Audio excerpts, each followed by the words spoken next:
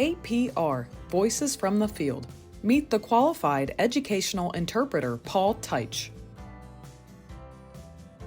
What is your name and where do you work? Hi, my name is Paul Tajc. I am an educational interpreter. I have been working in the field for, this will be my 23rd year. Have been working for the same company, Intermediate Unit 1, out of Fayette, Greene, and Washington counties. What is your background with American Sign Language?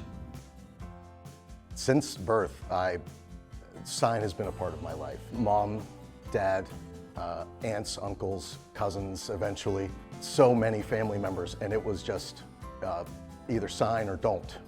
It was participatory to a degree. Everyone knew some signs in my family, but the majority of the deaf family would be in one room. You know, like Christmas time or Thanksgiving, we would gather at my grandparents' house. One group would be in the living room watching something if the closed captions were there, and then the other group would be in the kitchen, you know, talking, and then you'd have intermingling. And depending on who could sign better would depend on who intermingled more. And because I had parents that were deaf, you know, it was easy for me to switch between both and see, oh, they're talking about this person, or that aunt's talking about that uncle, and like, oh, I better go tell them. Like, it started to become a little fun game. And why did you want to be an educational interpreter? Being at an assembly and seeing that interpreter in the front and,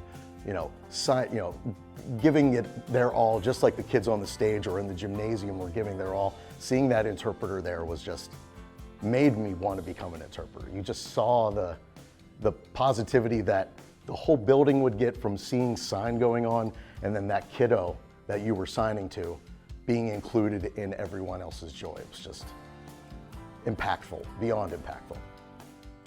Tell us about the Educational Interpreting Performance Assessment, or EIPA, and how you achieved certification.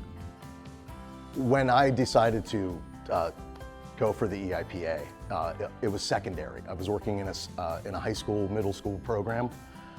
It was, let's get that certification for that schooling right now. Let's just get it. I took the test the first time. It's a 0 to 5 scale. In the state of PA, you have to pass with a 3.5 or better. And at that time, I think it was like a 3.1 or a 3.2 for me. And I was very disappointed. Just immediately, why? How could I not? You know, it was, I can sign. These kids, they understand what I'm getting.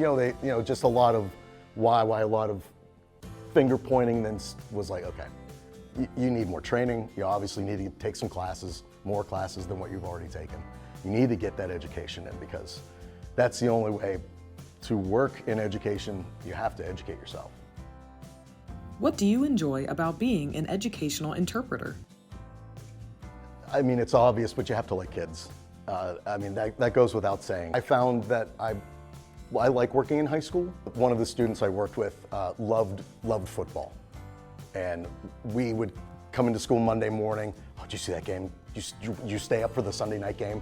Did you stay up for the did you see that catch? Did you see? It was just a cool way to interact and gain some assurance with the kid that I'm not just here to sign.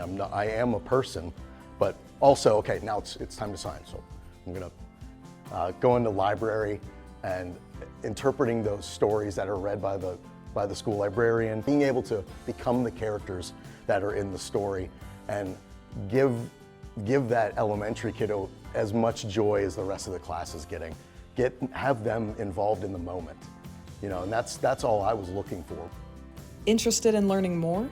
Visit us today at tinyurl.com/PennsylvaniaAPR.